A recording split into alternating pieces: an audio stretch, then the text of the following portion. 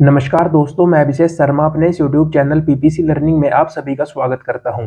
Trigonometry जो chapter है, अगर आपको वो चैप्टर करना है तो सबसे पहले तो आपको ये टेबल कंप्लीट की कंप्लीट याद होनी चाहिए।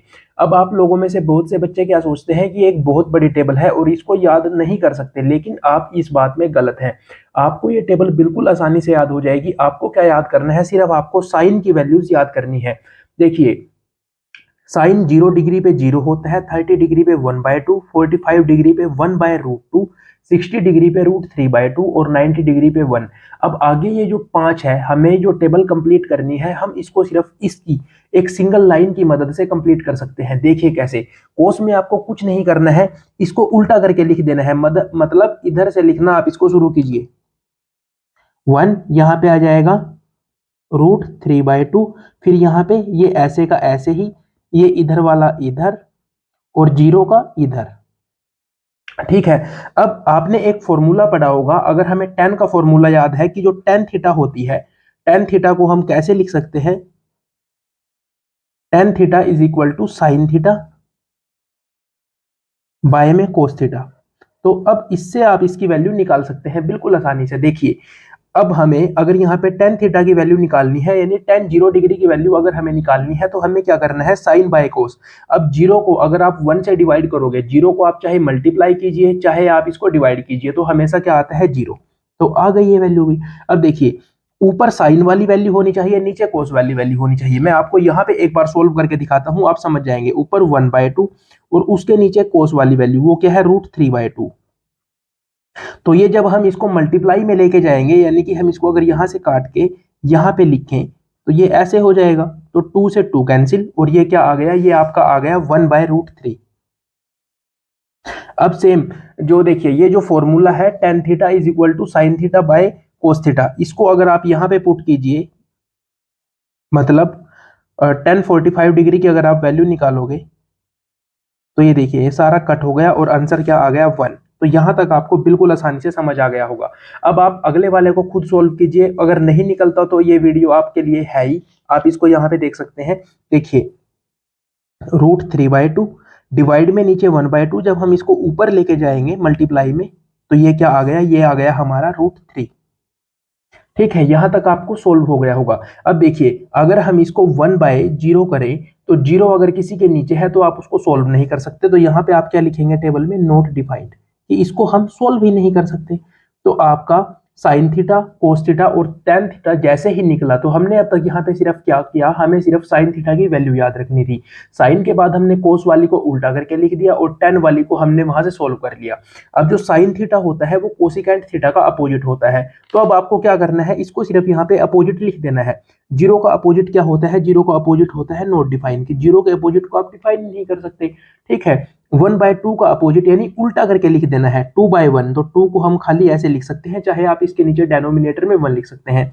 1/√2 का अपोजिट √2, √3/2 का अपोजिट 2/√3। सेम वैल्यू होनी चाहिए, बस उल्टा करके लिख देना है, 1 का 1।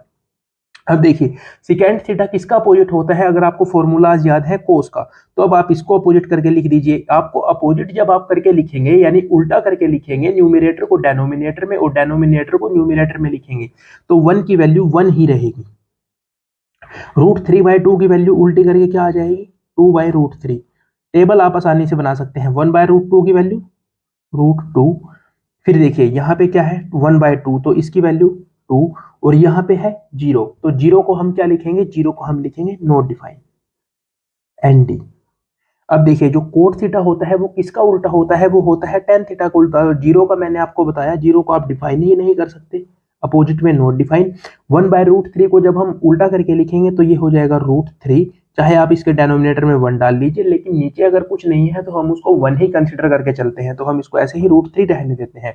1 का 1, √3 का उल्टा, मान लीजिए √3 के नीचे में डेनोमिनेटर में 1 था, तो जब आप इसको उल्टा करके लिखेंगे 1/√3। नोट डिफाइन का क्या आएगा बताइए आप सभी? नोट डिफाइन का आएगा 0। ठीक है, तो ये आपका हो गया। अब एक और बिल्कुल सिंपल सा फॉर्मूला। अब देखिए मैंने जैसे आपको बताया साइन का उल्टा होता है कोसिकेंट, कोस का उल्टा होता है सिकेंट और टेन का उल्टा होता है कोट। तो अब ये एक बिल्कुल छोटी सी ट्रिक है, जैसे इसमें डायरेक्ट इसके जो फर्स्ट क्वेश्चन है उसमें ही पूछा गया है साइन ए की वैल्यू निकालिए, कोस बी की वैल्यू निकालिए, ऐसे जो क्वेश्चन आते हैं। तो देखिए ये होती है एक ट्रायंगल, और ट्रायंगल भी कौन सी है, ये है राइट एंगल ट्रायंगल। इसको अगर हम पाइथागोरस थ्योरम के हिसाब से सोल्व करें तो ये परपेंडिकुलर होता है, ये होता है बेस और ये होता है हाइपोटेन्यूज, जिसको हिंदी में अगर हम देखें तो बेस को हम बोलते हैं आधार, परपेंडिकुलर को ऊंचाई बोलते हैं और हाइपोटेन्यूज को विकर्ण। तो ये जो पाइथागोरस थ्योरम है, पाइथागोरस थ्योरम का जो फॉर्मूला है वो क्या होता है, परपेंडिकुलर का स्क्वायर प्लस बेस का square is equal to hypotenuse का स्क्वायर। ओके, तो ये होता है।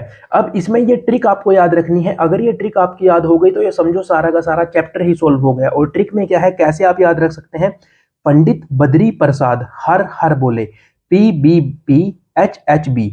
पी से मतलब है परपेंडिकुलर, बी से मतलब है बेस और एच से मतलब है हाइपोटेन्यूज। यहाँ पे इसका क्या मतलब है कि अगर आपको साइन की वैल्यू निकालनी है तो साइन की वैल्यू, साइन थीटा की वैल्यू को आप कैसे निकालोगे, ऊपर परपेंडिकुलर और नीचे हाइपोटेन्यूज।